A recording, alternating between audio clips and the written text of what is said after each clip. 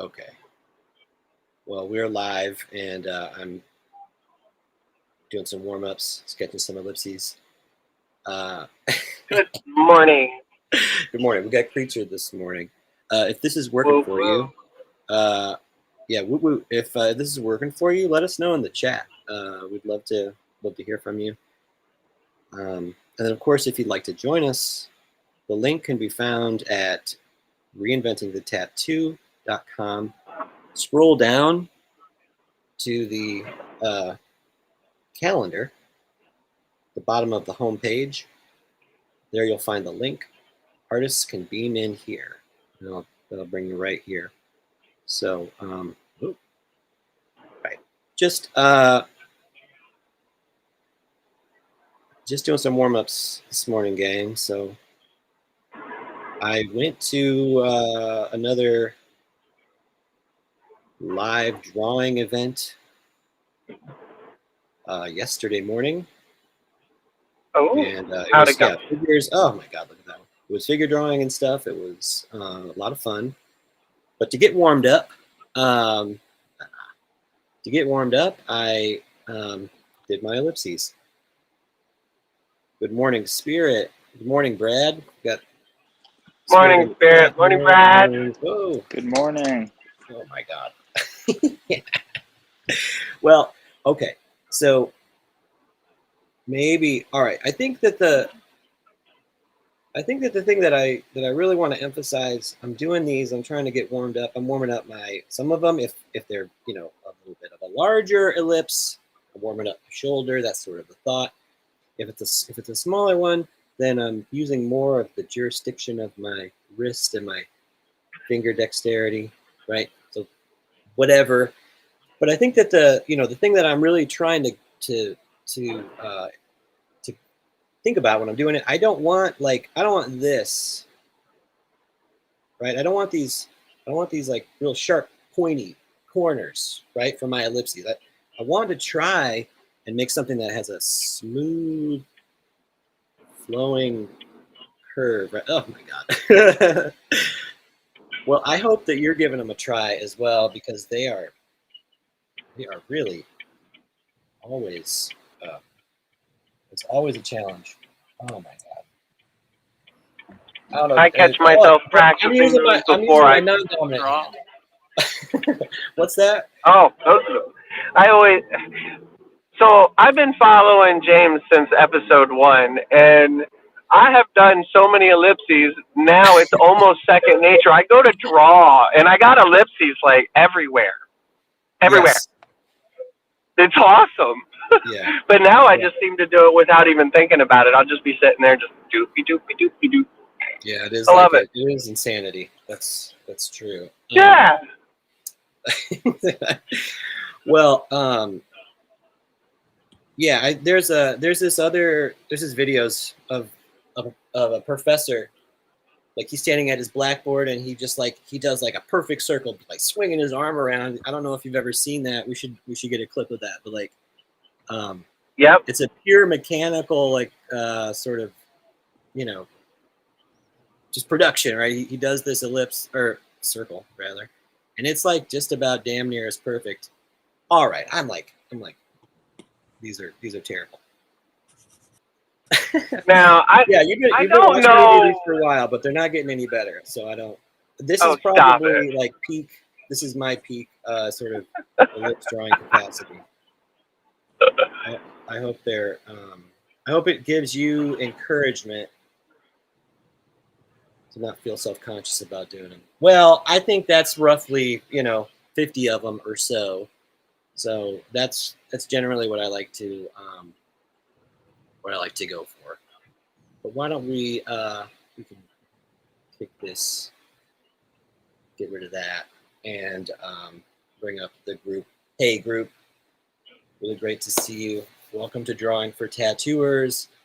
I'm your host, James. With me this morning, we've got Brad. What's up, Brad? Hey, we got Kyle Olson. Hello. Good to see you, Kyle. We've got Creature. It's in the car. Spirit is around here somewhere. The car. We got Car Creature. Thank you, everybody, for coming. I just did some warm-ups. I don't want to forget. Again, I was saying I went to drawing yesterday morning before I went to the shop, and it was like, I don't know, I was so warmed up and so ready to tattoo all day, because I drew all morning. It was really fantastic. Drawing tattoos, of course, not to diminish that. I mean, it's what we do for a living. It's really important for the people. But making some art for yourself, or having a regular sort of drawing practice that you do, I think can be so enriching for your life, for your spirit. So anyway, somebody else there was stretching, and I was like, yeah, let's do this, so we're all stretching. So anyway, just do a quick one, right? So stretch, right? What you're doing, you're pulling back, you are stretching out. I think these are the extensors that we're, right? We've got extensor muscles in our forearm, and that's what we're working on. We're trying to really extend these, right? So, and then push down again. So you're just stretching this out. You're trying to, make sure that you don't get injured. Can you get injured from drawing? Is it possible? Yes. Yes. Yeah. Repeat is sort of like, just sort of strain and stress on all these muscles. You can get injured, right? You really can happen. So get warmed up and then do a little stretch. Just a few moments, I think it goes a long way. And so I was told earlier, one more I'm just going to put, and this one I'm sort of thinking about the pecs. I'm thinking about the shoulders, right? I'm pushing, this way. It's almost like a prayer or something. But yeah, I'm just sort of pressing. I'm really stretching out the pectoralis and the deltoids. These muscles here, they are, they work together to make motion possible. So anyway, hey, we've got a few people in the chat. Good morning to Jason Leeser. Great to see you. Atomic Injections, thank you so much for coming. Good morning to you.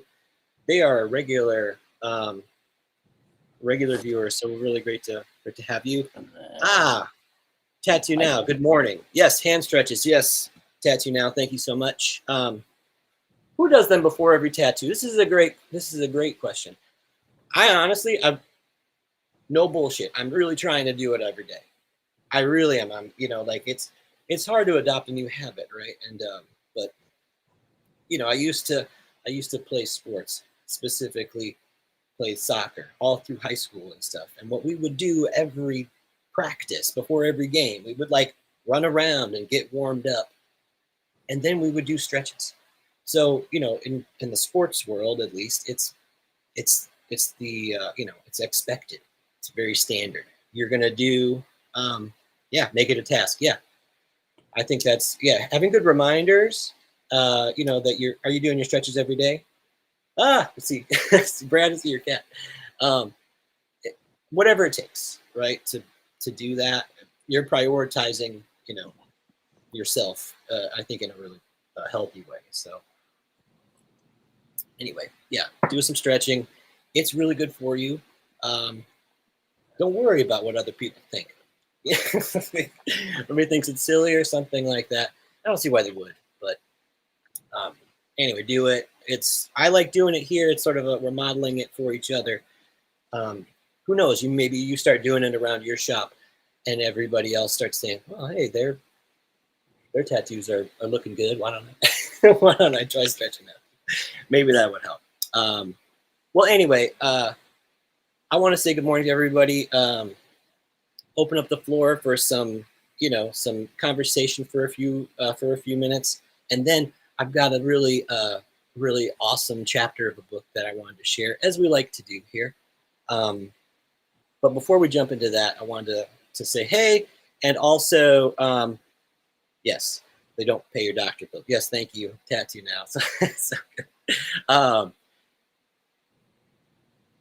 I haven't. Yeah. So anyway, let me get on with it. Spirit has just asked us a question. Has anybody seen the Andy Warhol docu-series? I don't think I have. It's on Netflix.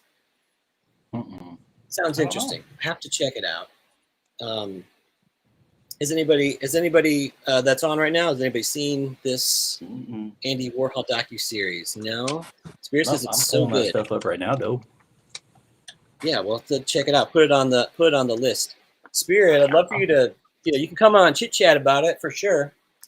There was a really extensive Andy Warhol retrospective that was at the Art Institute of Chicago.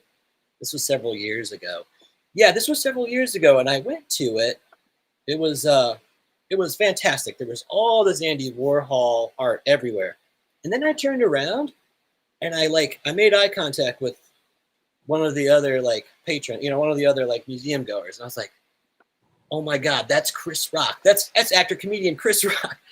And it was like all of a sudden he knew I'm found, right? He was just trying to enjoy the museum, right? And I'm like, I didn't scream, hey, that's Chris Rock. But as soon as I noticed him, everybody else noticed him, and he made a beeline out of there, and people were chasing him like, oh my God, that's Chris. Anyway, that's my Andy Warhol story. It was like celebrity, right? There's all kinds of intersection with celebrity and stuff. So yeah, no, I'd love to talk about artists on this platform, because I think there's so much that we can gain from that conversation, especially if somebody that you really like. It's good to sort of tease that out. Why do you like them? Why don't you like them? That can be a sort of better question. So sorry, I think I cut everybody off.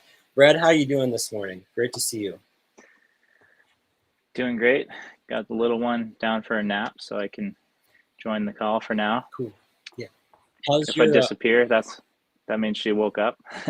No problem. But of course, the cat wants to interfere with the warm-up exercises here. I was going to ask you, how's your final project going? We're all in the Reinventing subscribers group, for those of you who are joining us, and so with that, we end up getting all these different assignments that I think they're really helpful, and enriching. But Brad, you're working on your final project. How's it going? Are you getting some progress made? I haven't made much progress. Got a few other projects that I'm working on. Fair enough. Unfortunately, not drawing related, but thankful for this group though, so I can put some time away to at least do some warm-up exercises and stuff. Awesome. Hopefully, a few sketches. Well, I also I'm excited to see what you come up with. We have a week off from our subscribers group, right? So anyway, I think that if you subscribe to the Canon on Reinventing the Tattoo, you could also join our drawing group. Oh, sorry about that. I had a glitch. Yeah, wasn't there a Monday night exercise where they went over stretching and stuff too, different stretching techniques? I actually missed that one, but I've been meaning to go back and watch the replay. And there was a special guest that came on and went over stretching and physio stuff for wrists.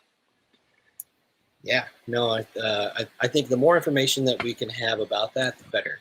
And it is it's complicated. Like you said, the a physiologist that can really help help you do the right ones and do them correctly is just as important. Probably doing anything at all is probably a little bit better than nothing. But again, you can always work on perfecting it. I know I saw a guy that was talking about doing push-ups and how you think it's so simple, but there's so much nuance to just that simple exercise that you can get a lot out of it. Same thing with the stretches, and same thing with the warming up and the practices and stuff. There's a lot that you can end up getting out of it. So yeah, that would be great to Sandy might know where to find the stretch replay. So so if you are in the Reinventing group, maybe ask you could email Sandy at management, or what we can do is we could have her maybe talk about it in our Monday night class. So yeah, I'm sure she remembers.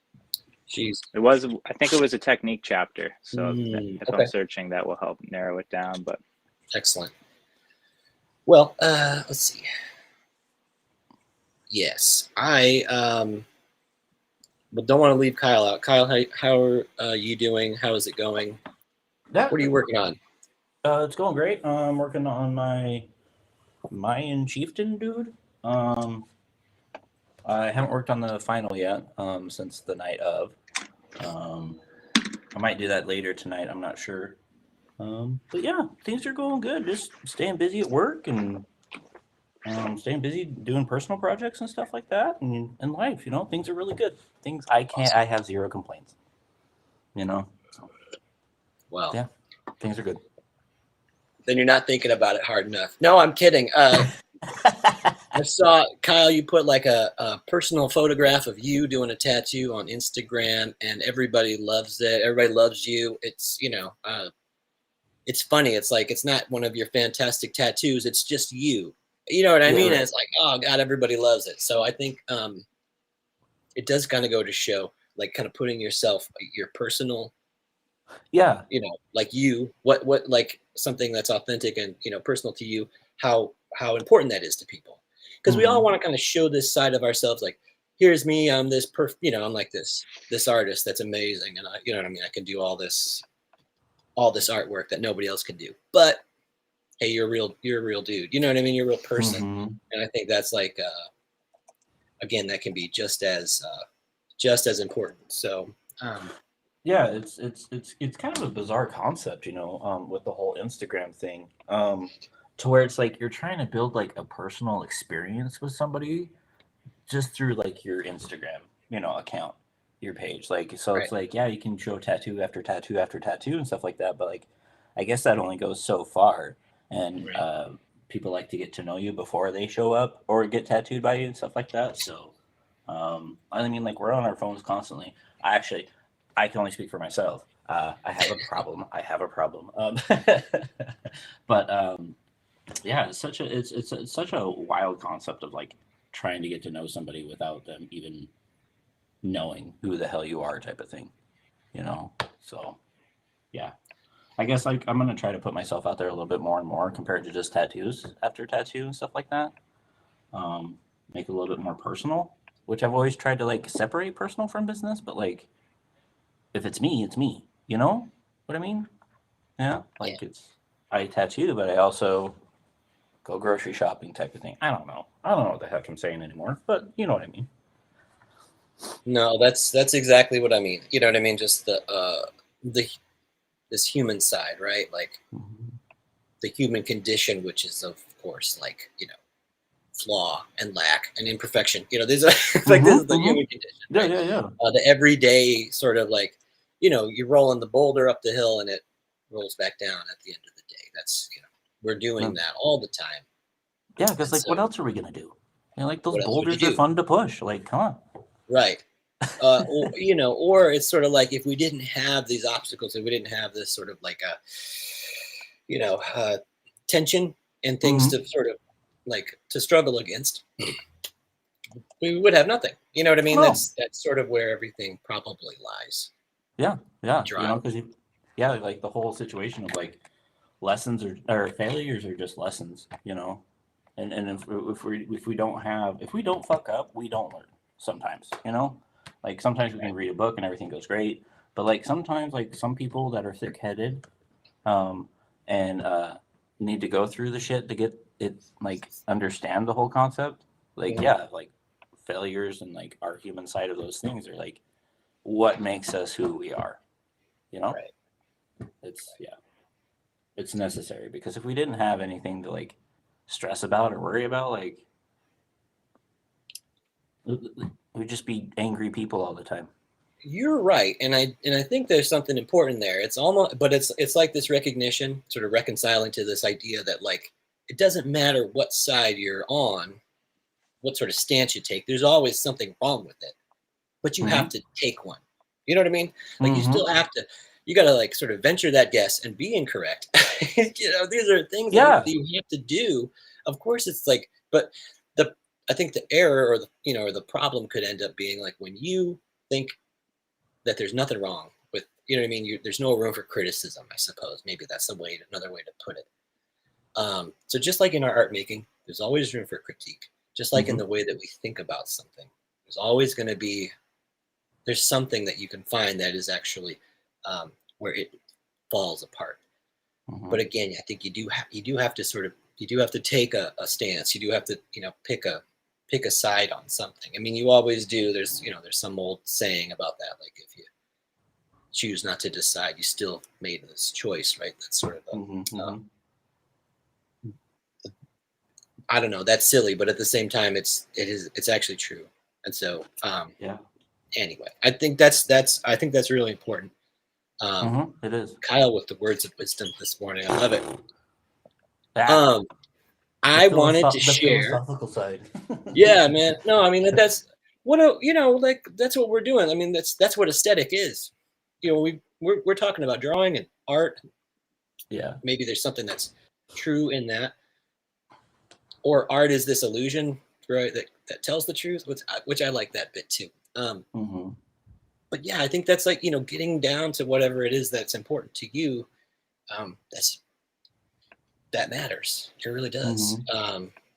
And sort of teasing that out again, like why would you like this or that? Why would you be interested in it? And those are the things that I think are that's where interesting stuff lives.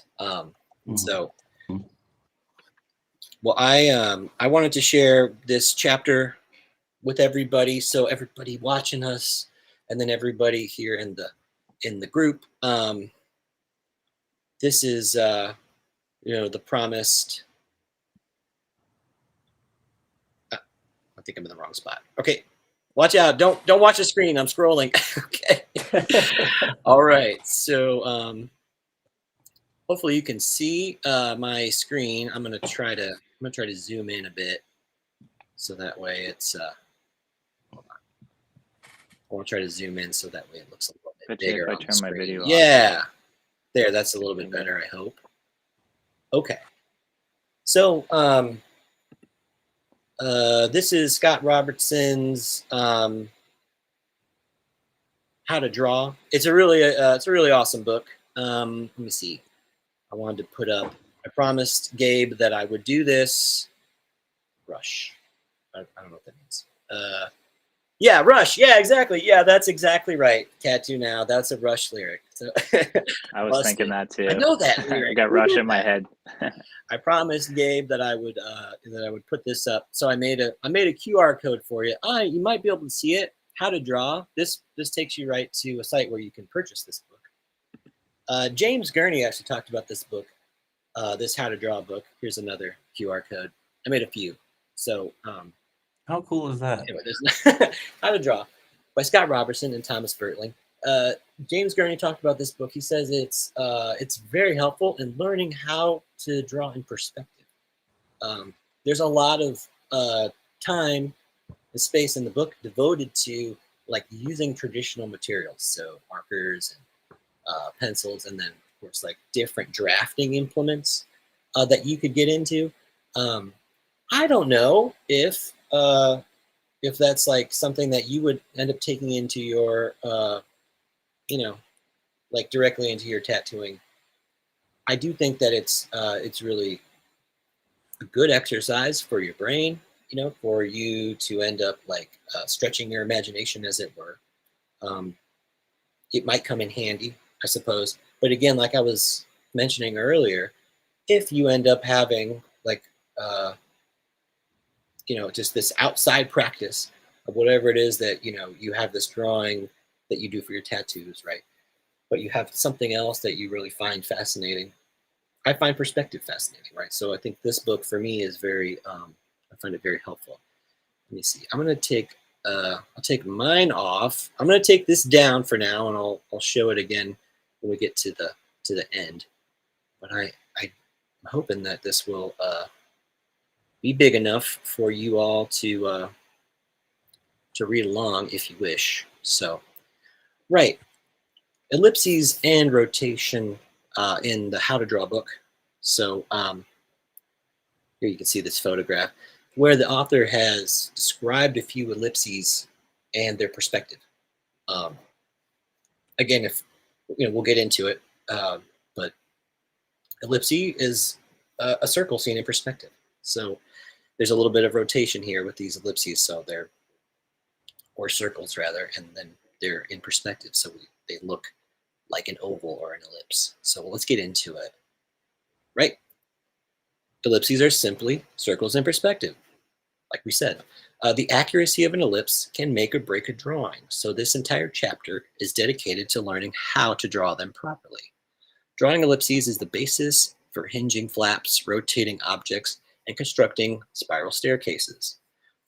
But best of all, drawing ellipses helps to generate excellent perspective grids based on perfect squares multiplied in any direction.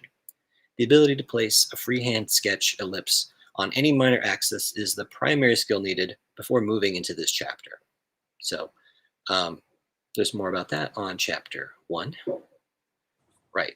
So ellipses, the basic terminology,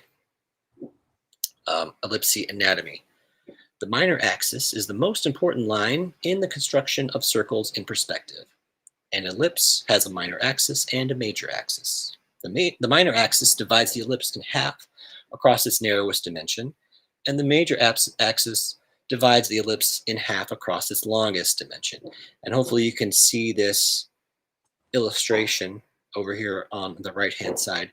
The green line indicates the minor axis, and the red one indicates the major axis. We have talked about this before, but again, it's really helpful to sort of internalize it, so that way you can draw this enigmatic shape. I mean, it's very, we practice it every week. It's hard to draw, but learning how to sort of move it around in space, I think that's where there's a real power in that.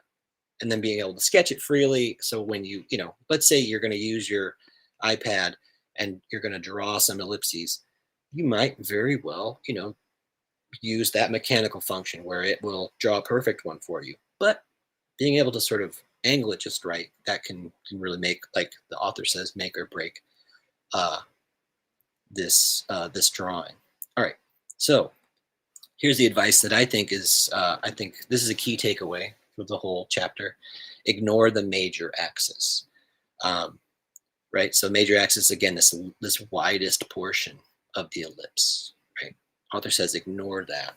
It again, I would sort of just sort of note that it is perpendicular, right, at a right angle to the minor axis. Right, it has to be that way. That would be, it would be definitional, right? So major axis is perpendicular to the minor one. So they form 90-degree angles at all these sort of at this intersection. So anyway, ignore it. The minor axis always intersects the center of any foreshortened square. So drawn around it. The minor axis almost never intersects the center of a foreshortened square drawn around it. For this reason, the major axis is of no help when placing an ellipse into perspective and can be ignored. Okay, so what basically what we're saying here is that when you draw like a square in perspective, we can sort of see this, this second illustration right here. There's a plane, right? There's like a wall that's in perspective, and then they cut out a little square out of the middle of it. The minor axis, again, going back to some point on the horizon, on the eye level, we can see the red line here is the major axis, right? But it's not intersecting with the square, right? That has to occur, right? A circle fits into a square. Again, another definitional, axiom, if you like. So when we're drawing this, it has to fit inside of there. But we can note that it has a bit of an angle based on this minor axis relationship. So again, just very key to understanding it. And then of course, like sketching it many, many times is going to help to sort of make it more concrete. So when you get into a particular situation, you'll have this, this is a universal, and then you can make it particular, for your needs, as it were. So the minor axis is the key. The minor axis has another important perspective drawing feature. It always points to the vanishing point, that is perpendicular to the ellipse's surface being sketched. This makes the minor axis like the axle of a wheel. Yeah, very nice, very nice. And I think we can sort of see all of these, rotation of ellipses, they really do appear to be, rotating around this single point.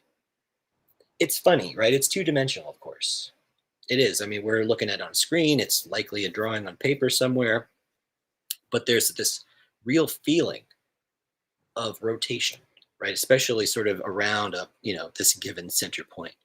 And then again, all of these minor axes, right? The shortest span across these ellipses, they are, it's going to be perpendicular to the major one. We're ignoring it, but we're digging into the substance of it.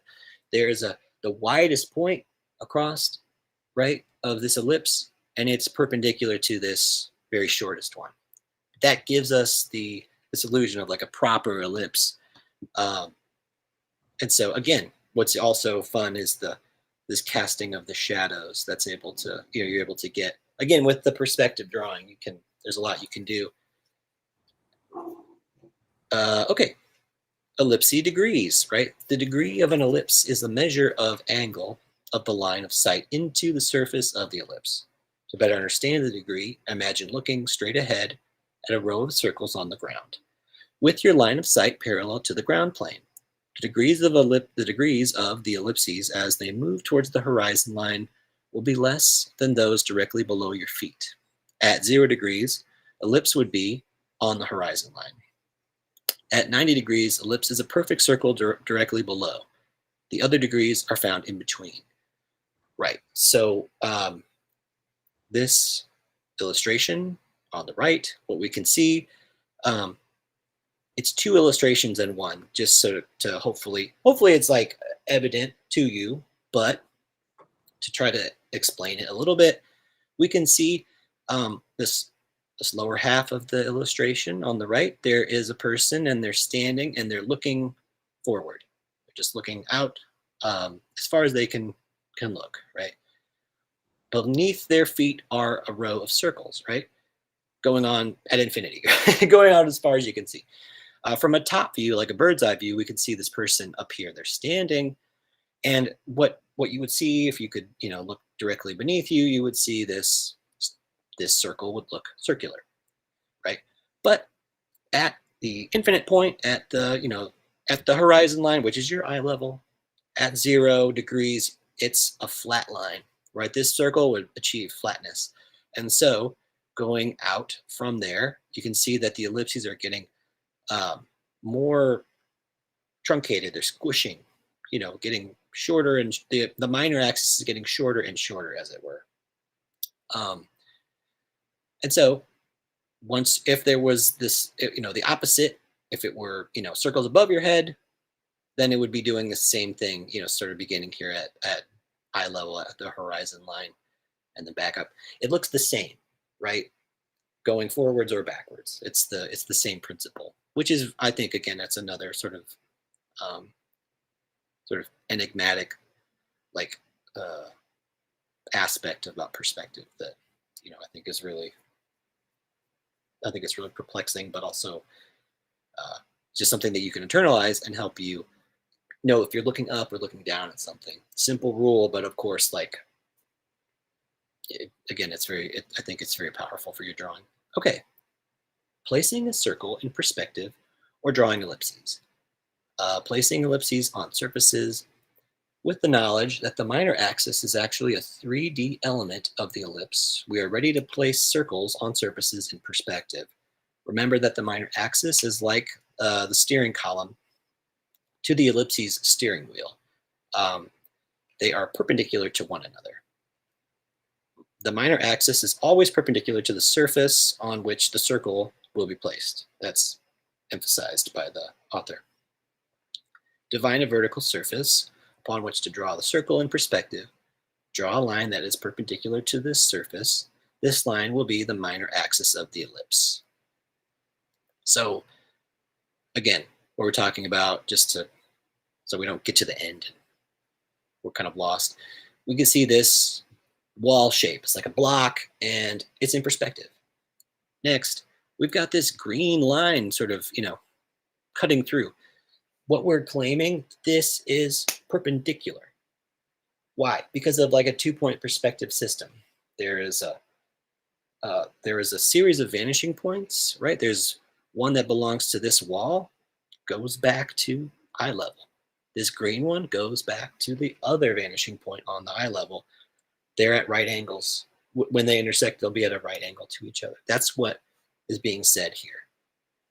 And again, this green line, as is, has been sort of consistent throughout, is the minor axis of our ellipse that we're drawing. So I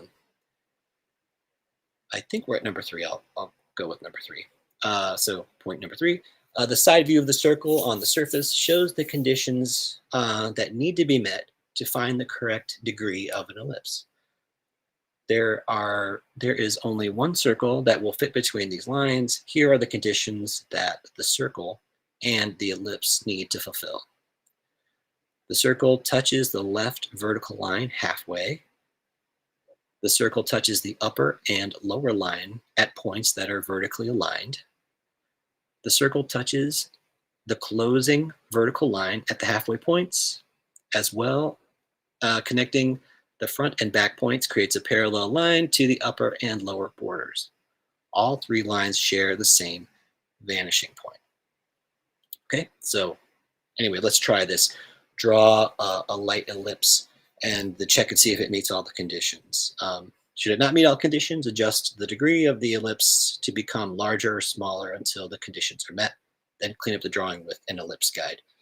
Same thing we were talking about. An ellipse guide, of course, is like, it's like a plastic template, and it has different ellipsy shapes on it, sizes, and possibly like even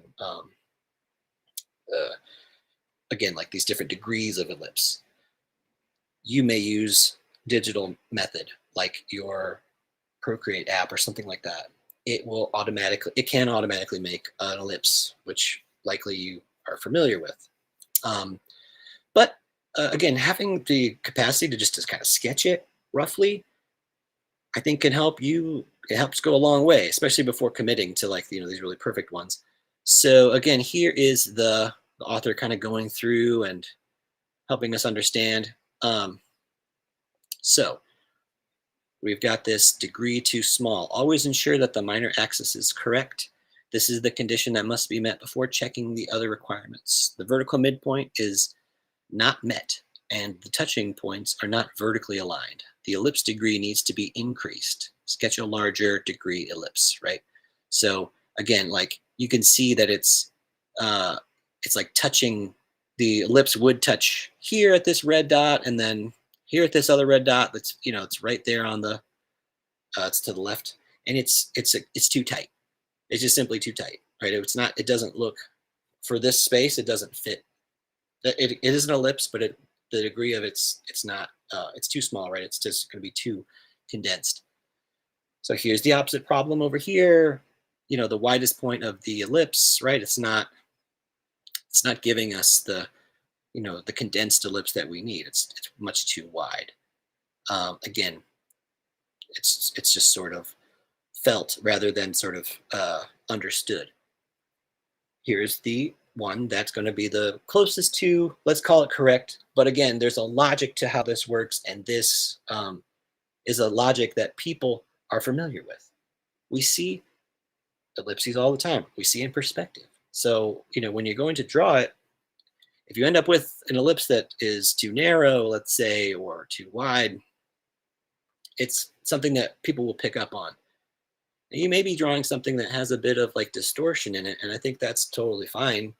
But having a say in where the distortion is going to like emerge, let's say, that's going to be that would be nice if that were up to you.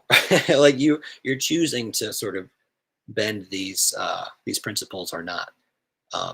So anyway, again, this ellipse all the way here on the right meets all of the conditions, right? So all the conditions are met. Closing the back with the vertical lines defines the back vertical halfway point. Connecting the 2 halfway points creates a line that points to the correct vanishing point. Take the ellipse guide and clean up the ellipse, right? So you sketch it and it feels right, you can make a very perfect example, and then it will, again, just increase the clarity of your drawing. All right, creating a cube using ellipses. Now that you have that you know how to place circles in perspective as an ellipse, it becomes possible to create cubes in perspective. This is very useful for creating both grids and controlling the proportions of objects in perspective. This technique assumes that you are proficient at drawing an ellipse and then drawing a perspective square around it. Practice over a grid until you are comfortable with the technique. Let's draw some cubes. Okay, again, we practice ellipses all the time. And I think it's, it's like it's preparing you for this moment, as it were, right? You want to be able to sketch them with a flowing line, right? Again, you may end up like coming back and cleaning it up with some mechanical method, but being, comfortable with doing it, what they look like, proficient, as they say, that's going to, I think that's going to help. So, all right, so here's just a little step-by-step. Again, you can come back to this video or buy the book and practice these exercises because they might be very they might be very interesting to you. So we're going to define the height and the front corner of a cube over a perspective grid. This establishes the minor axis vanishing points for the ellipse. Next, number 2, place the ellipse on either side tangent to the corner. Make sure to use the correct minor axis while drawing each ellipse and then adjust the degree and size to meet all conditions. Ellipse guides don't always have the perfect size or degree, so some compensation for this might be required. 3, add vertical lines tangent to the ellipse to define the proportions of a cube. Add the top surface by following the perspective grid defined by the previous lines. All right, so just quick, some terminology. So, again, like if I don't know a word, I like to look it up. I think that's a good practice. But when we're talking about tangent here, what we mean is you can see these little dots where the ellipse is touching.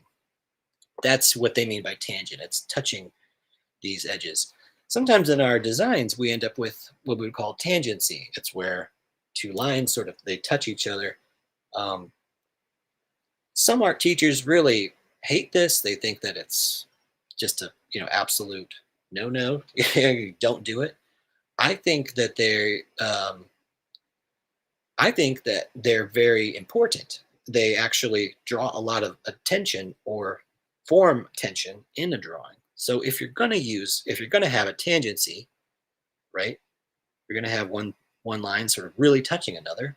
Or here we see, there's this shape of this ellipse, the shape of that ellipse, this corner of this block. They're all touching at one point. So that's a tangency for sure. If you're going to have that, make sure that it's doing something for you, that it's actually doing something that's you want to draw attention to, hypothetically speaking. So I don't like to say that you can't ever do it. I just say use caution when doing it.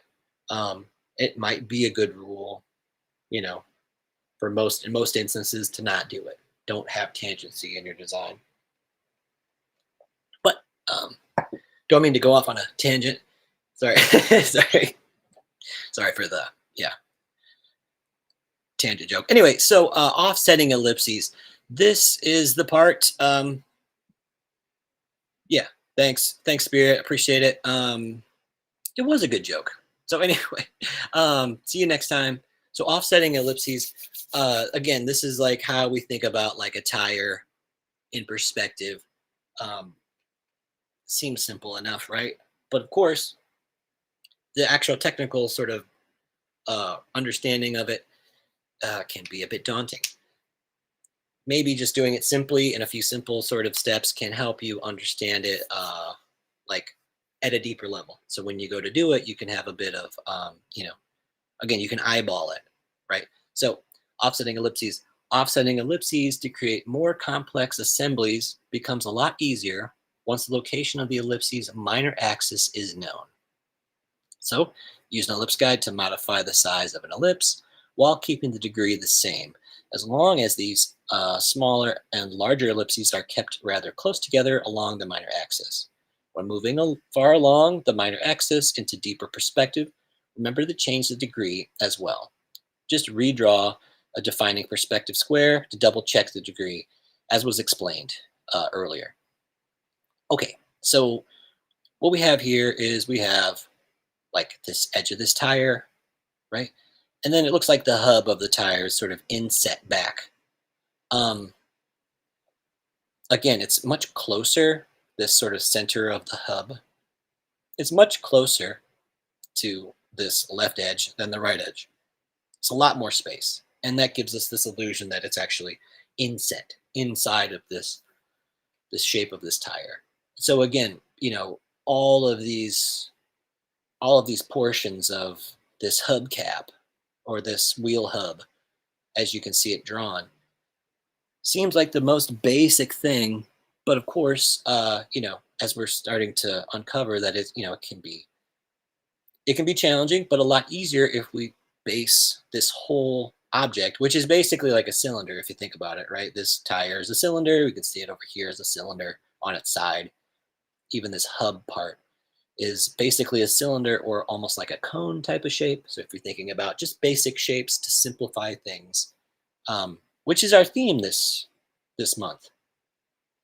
We're doing a theme. It's like you know, basic shapes, and that's I'm hoping to come across here. Right.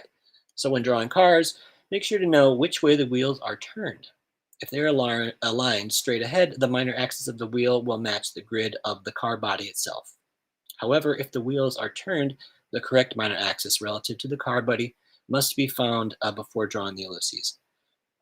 So again, I hope that makes sense, but like if the wheels and the car body itself, let's say, you know, they're all aligned with one another, then if you were drawing a big cube or a square in perspective, you would end up, you know, you could use that same, you know, thinking for the cylinder, which is this tire. Or if it's not, if they're turned slightly, again, you may have to draw another kind of blocky cube, and that would hold this, that would end up holding this cylinder seen in perspective. So, right. Now, this, for me, is, I think it's really elegant way to go about figuring where something would be in space. And I certainly, you know, used to use it much more often, you know, when drawing sort of concept art and sort of making environments and structures and stuff. And it might be something that could work for your designs. It could be a simple exercise that expands your imagination. Either way, I want to talk about it. Let's dig in, right? Once you have really, you know, kind of course, gone over the how to use ellipses, how to like make them do what you want, say what you want, if you will, then you can really start to move them around, and they can provide you with all sorts of information that would be very challenging to eyeball and have some accuracy. Again, I would mention last week we talked about the energetic line. There, the author said that accuracy does not make beauty, and I think that's true. However, having some degree of accuracy can increase the strength of your design, let's say. So there needs to be a balance where you're striking accuracy and, you know, some sort of truth that you're telling and some sort of aesthetic that you're trying to get across. This is probably where the most beauty will lie. So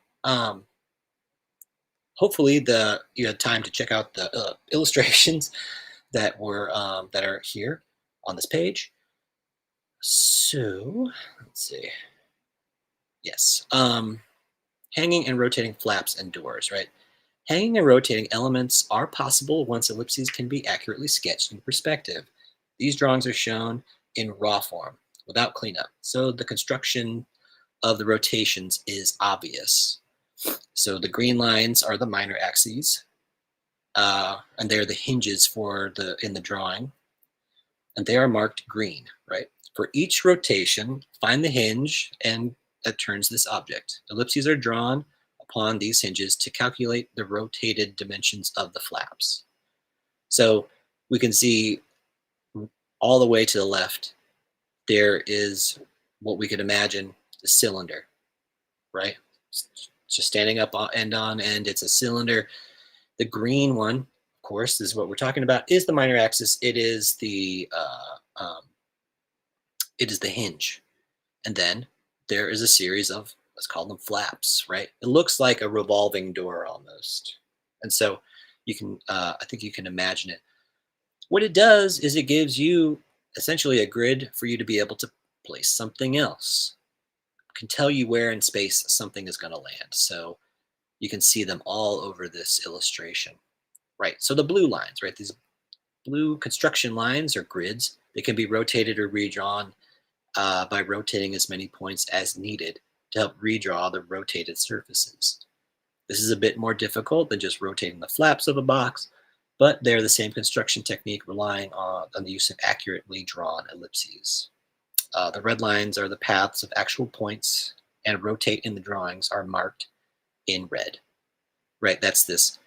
You can see the ellipses, they're drawn. This is the path that something would travel, right? So along the green is the center, it's a minor axis, but it's the central, what does he call it?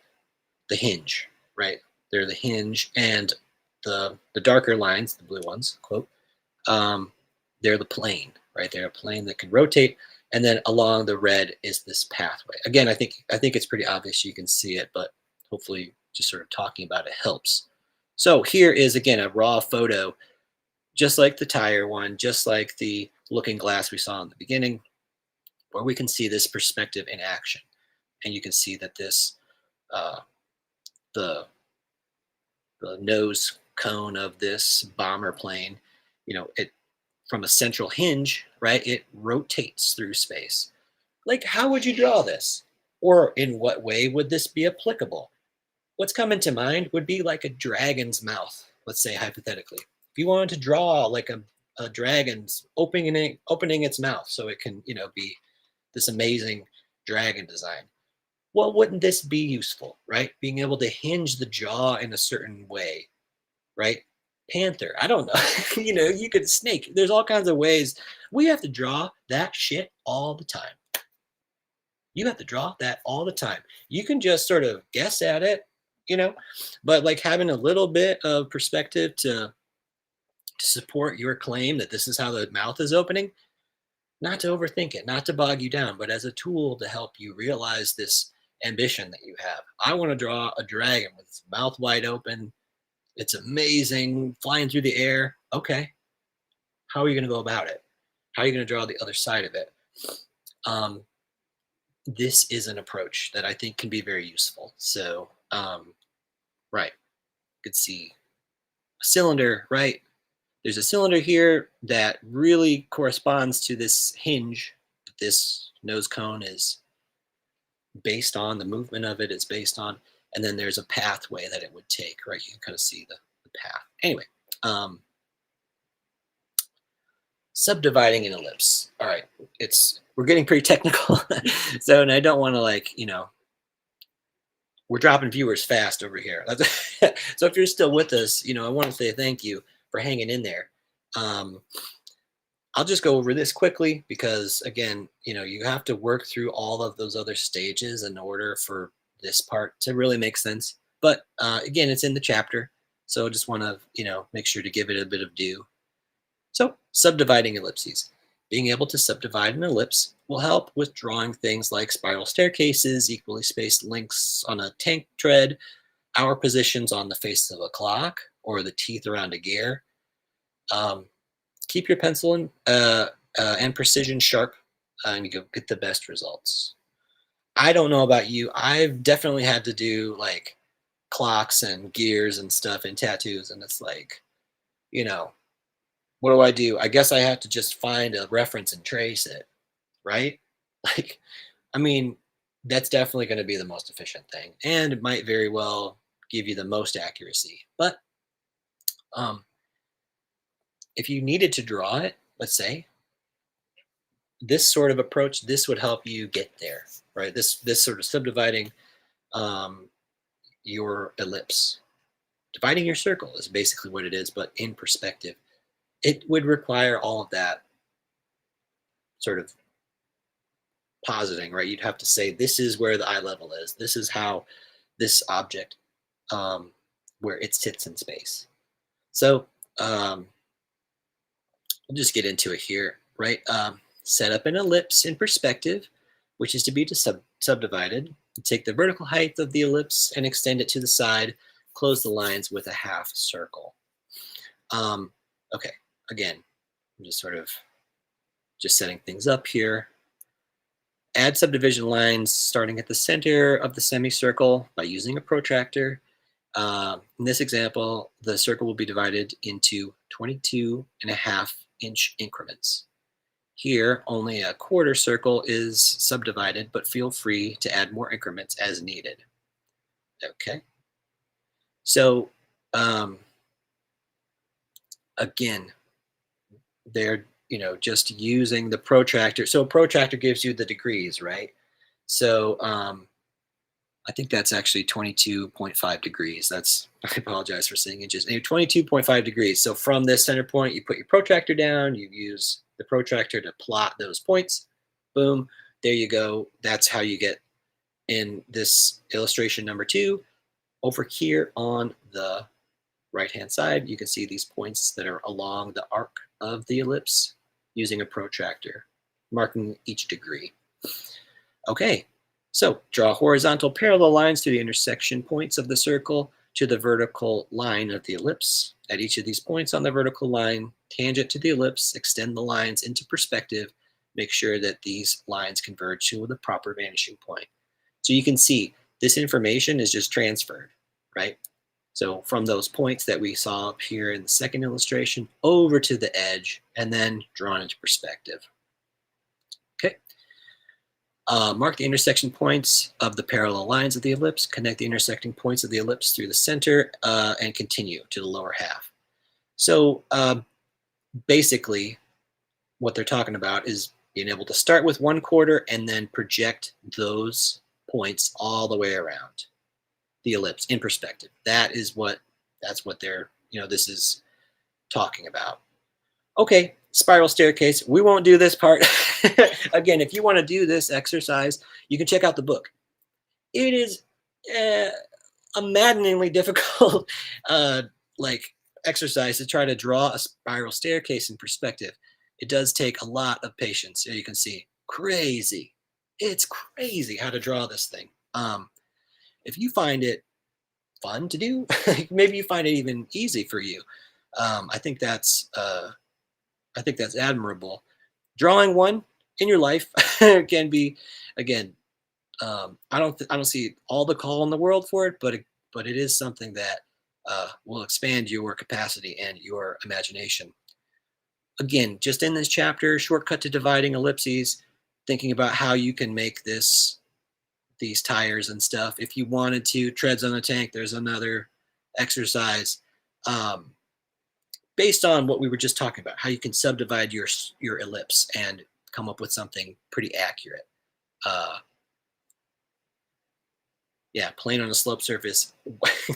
Again, it takes a lot to get this accurate. And again, there's a technical term in perspective drawing is eyeballing it. That's a part of it.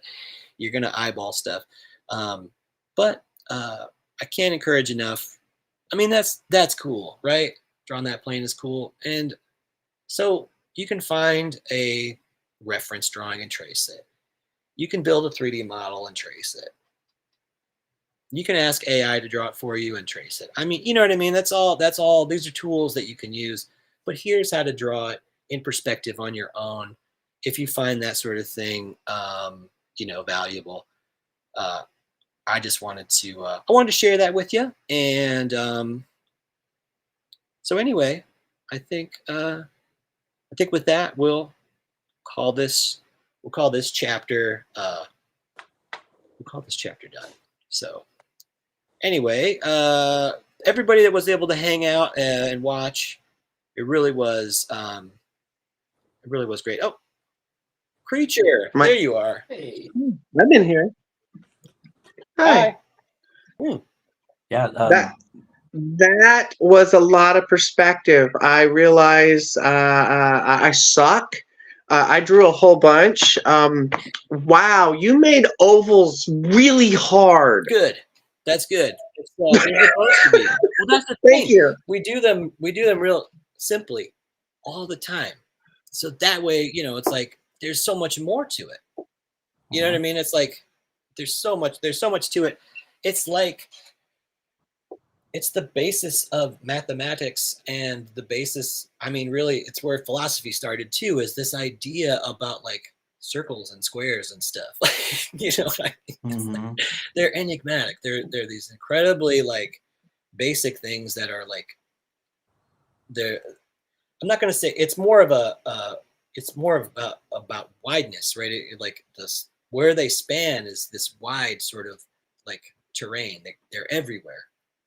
They're it could be almost like there's a the shallowness of it is there, but then they spread everywhere. There's this you're going to find it all over the place, always relating to one another in some way. That's what I'm talking about. I hope that the whole notion about like opening, like how to draw a dragon's mouth and stuff, I hope that was like helpful. Yeah, that was cool. Why would you use it? And it's like, well, even if you're stylizing something, making like a very traditional thing or a neo-traditional thing or your own interpretation, that might be something that you could, finding a hinge and being able to move something along a path.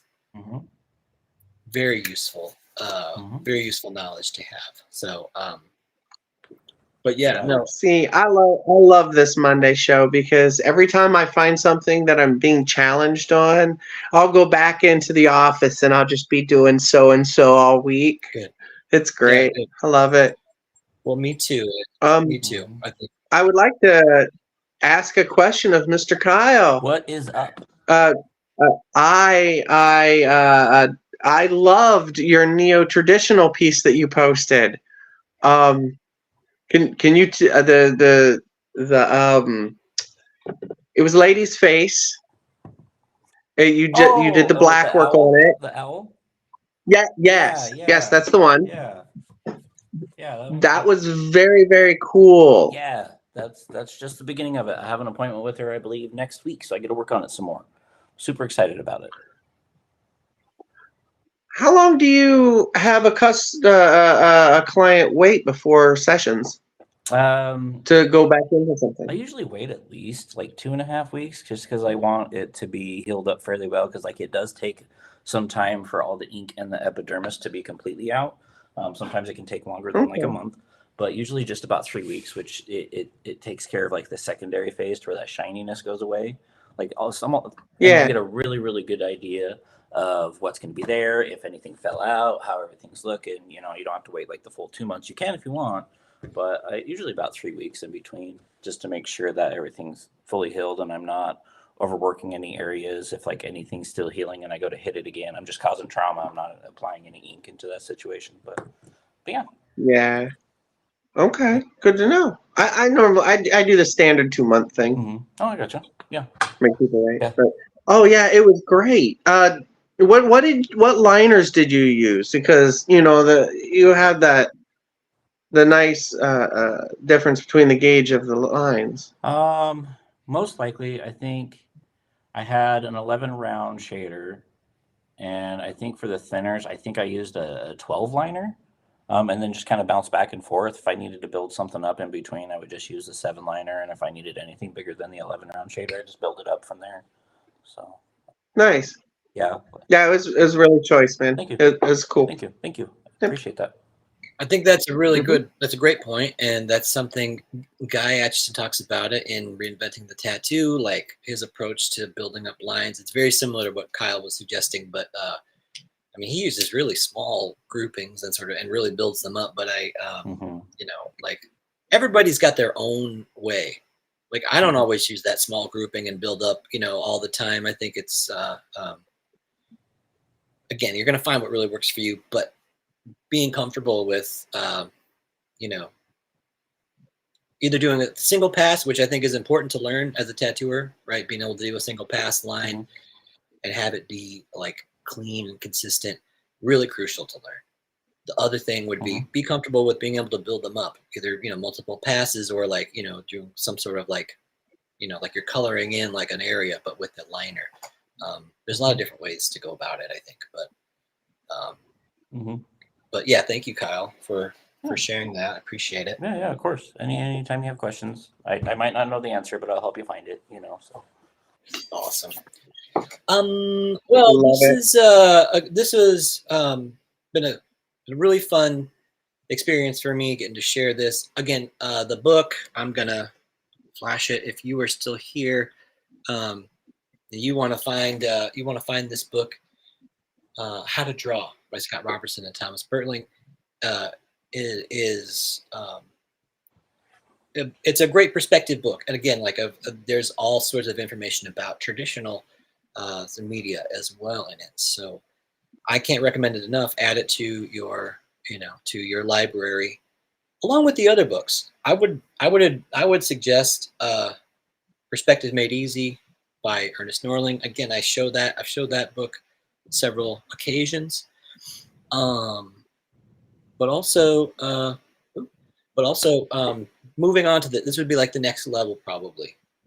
Do the Perspective Made Easy one, and then drawing How to Draw. It's really how to draw anything: sketching, drawing, objects, environments. That's the subheading of the book. But it's if you want to create like your own original characters or your own sort of spaces and stuff,